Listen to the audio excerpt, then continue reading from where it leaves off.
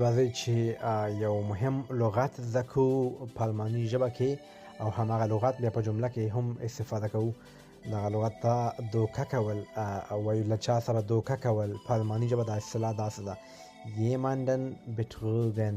jemanden betrügen چې نن سبا ډېر عامه شوې دغه دوکه.